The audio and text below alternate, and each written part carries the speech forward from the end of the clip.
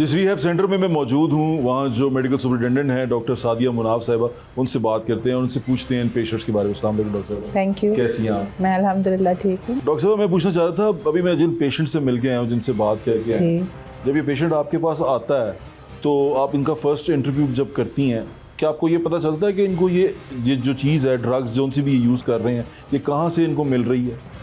देखिए, जब पेशेंट हमारे पास आता है इनिशियली तो 2 स्टेजेस होती हैं, या तो अपनी मर्ज़ी से आता है या वो बहुत ओवरडोज होता है, घर वाले लेकर आते हैं।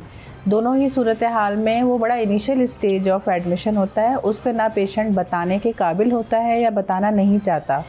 तो एट दैट टाइम हम बस सिर्फ रेपो बिल्डिंग करते हैं, मेडिकल हिस्ट्री लेते हैं उसको, जिसको आप इंटरव्यू कह रहे हैं। बेसिकली वो एक मेडिकल हिस्ट्री है शॉर्ट, लेकिन ये है कि उस पर हम एवेलुएट कर लेते हैं और इसके अलावा कुछ अपने टेस्ट भी करवाते हैं, ड्रग स्क्रीनिंग वगैरह के, कि पेशेंट बेसिकली मेडिसिन कौन सी लेता है या ड्रग लेता है, कोई सब्सटेंस लेता है तो कौन सी लेता है। मोस्टली जब आप उससे बात करते हैं, रेपो बिल्ड हो जाती है, तो ये कौन सी जगह बताती हैं? कोई कॉमन जगह आप बता सकती हैं जहाँ से ये शुरू करते हैं?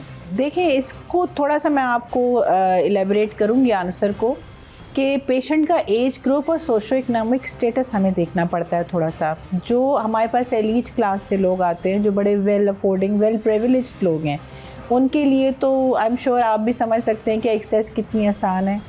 वो परमिटेड एरियाज़ में जाकर भी एक्सेस कर लेते हैं। असल मसला तब आता है जब हम मिडिल क्लास या लो सोशो इकोनॉमिक स्टेटस को टच करते हैं, क्योंकि बज़ाहिर उन लोगों के लिए तो लाइफ की बेसिक रिक्वायरमेंट्स पूरी करना भी मुश्किल है, तो सब्सटेंस या नशा तो बहुत बड़ी चीज़ है।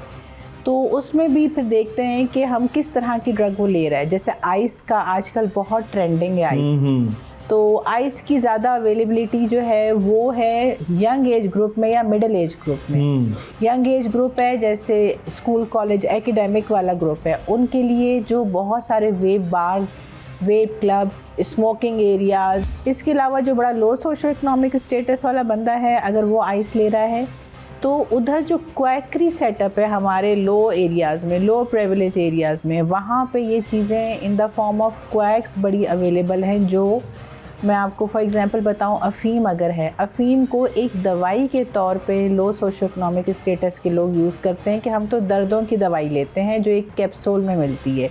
बेसिकली वो कैप्सूल एडिबल कैप्सूल्स होते हैं जिनमें अफ़ीम का पाउडर होता है। या अगर वो आइस वगैरह लेते हैं तो वो रिफाइंड नहीं होती, वो बड़ी क्रूड आइस होती है जो कि उतनी ही ज़्यादा लीथल होती है। डॉक्टर साहब, आपको स्कूल के बच्चे कभी आते हैं आपके पास जो छोटी उम्र के? देखिए, as per law juvenile group को तो रखना रिहैब में अभी फ़िलहाल अलाउड नहीं है। पेरेंट्स ज़रूर हमें अप्रोच करते हैं। तो क्या उनको एडवाइस करते हैं, क्या बताते हैं पेशेंट? अब पेरेंट्स अपने बच्चे के बारे में क्या बताते हैं? देखिए, पेरेंट्स की सबसे पहले जो ज़रूरी तरीन चीज़ है ना, कि आपने एक्सेस से बात शुरू की। पहले हम सोचते हैं कि बच्चे ने अप्रोच किया ही क्यों, पहले हम जाते हैं रूट कॉज पे, एक्सेस तो उसके बाद है। कहीं ना कहीं फैमिली की विजिलेंस में कोताही हो जाती है, कुछ ना कुछ फैमिली रूट वैल्यूज़ में डिसफंक्शनिंग होती है। आप अगर मुझे लोग कहते हैं 99%, मैं इतने एक्सपीरियंस के साथ ये बात कन्फर्मली कह सकती हूँ कि ज़रूर बेस में 100% फैमिली डिसफंक्शनैलिटी हो सकती है, जो कि फैमिली जान के नहीं कर रही होती, इग्नोरेंट होती है वो भी। तो उस वजह से बच्चा इस तरफ माइल होता है। पेरेंटिंग में कुछ ना कुछ स्किल्स ऐसी रह जाती हैं कि बच्चा उस तरफ माइल होता है। जब एक दफ़ा माइल हो जाए तो रास्ते उसको बहुत सारे नज़र आ जाते हैं। तो जो बच्चे अपने स्कूल एज में, या जो पेरेंट्स आते हैं कि हमारा बच्चा स्कूल एज में इसमें मुब्तला हो गया है, तो उसमें सबसे पहली चीज़ तो हमें पेरेंट्स को ही अलर्ट करना होता है कि आप विजिलेंट हो। और ऐसा बच्चा फिर स्कूल के अंदर अगर मौजूद है जो ये ड्रग्स कर रहा है या उसकी एक्सेस में है, तो फिर दूसरे बच्चों के लिए भी ख़तरनाक है।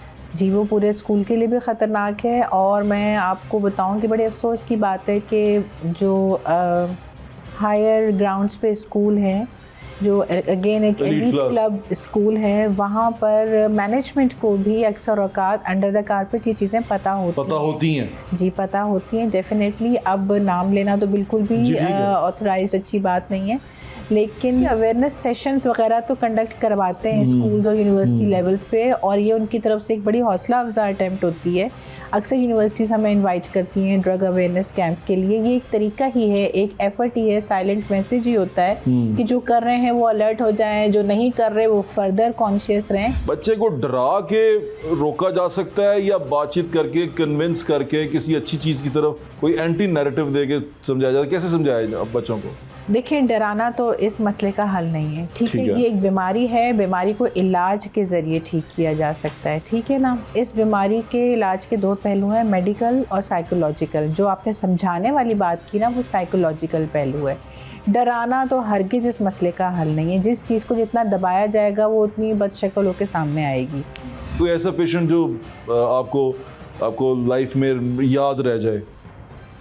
जी है, याद है। बताइए मुझे उसके बारे में। पेशेंट का नाम तो नहीं बताऊंगी। नहीं, नाम नहीं, बस मैं जानना। लेकिन वो पेशेंट मेरे दिल के बहुत करीब इसलिए भी रहा कि उसका और मेरे अपने बेटे का एज ग्रुप सेम था।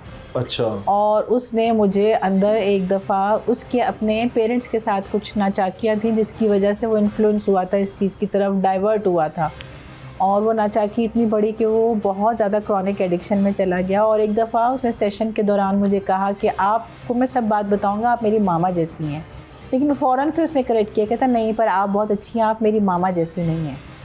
यानी कि वो इतना हर्ट था अपनी मदर की तरफ से। जब वो बचपन में जब भी इस चीज़ की तरफ इंक्लाइंड हुआ तो वो मेरे दिल के आज भी बहुत करीब है। गो के मुलाकात नहीं हुई लेकिन वो मुझे याद रहता है। अब वो रिकवर कर गया? जी अल्हम्दुलिल्लाह। मैं उस दिन एक बैठा हुआ था एक टी हाउस पे, मेरे पीछे लड़कियां और लड़के बैठे हुए थे, छोटे लग रहे थे, वो स्कूल की कोई डिस्कशन कर रहे थे। ये मैं अपने आंखों देखा वाकया आपको बता रहा हूँ। तो बच्चियां थी छोटी उम्र की, वो लग रहा था मुझे कि 15-16 साल की हैं, अभी अडल्ट नहीं है। तो वो उसके कैफ़े हाउस में एक कंबाइंड स्टडी की तरह लड़के और लड़कियाँ बैठे हुए थे, वो वेब पे वेब करते जा रहे थे उस वक्त। मैं सोचा कि मैं जाके इनको कहूँ या रोकूँ, क्योंकि अब आप अपनी सोशल रिस्पॉन्सिबिलिटी तो किसी ना किसी तरह मतलब कि मुझे ये हुआ कि मैं इनको रोकूँगा, ये आगे से बदतमीज़ी ना कर दें, आगे से कोई ऐसी चीज़ ना हो जाए कि भाई तुम्हें उससे क्या। लेकिन फिर भी मुझे लगता है कि लोगों को रोकना चाहिए, स्पेशली जो अंडर एज बच्चे हैं कि वो वेप कर रहे हैं, उनको बिल्कुल ऐसे नहीं करने देना चाहिए। बिल्कुल, देखें हमारी सोशल रिस्पॉन्सिबिलिटी तो है, ये कम्युनिटी वर्क के तौर पे भी हमें करना चाहिए। लेकिन अगर आप इसका प्रोफेशनल अंदाज नहीं जानते तो उस वक्त में ऐसे बंदे के साथ कोई चैलेंजिंग बात करना या उसको कोई नसीहत देना भी उसके लिए एक चैलेंज और आपके लिए ख़तरा हो सकता है। लिहाजा आप और कुछ करें ना करें, जिम्मेदार इदारों को ज़रूर नोटिफाई करें इस चीज़ के लिए। आपके वक्त का बहुत बहुत शुक्रिया sir, thank you so much.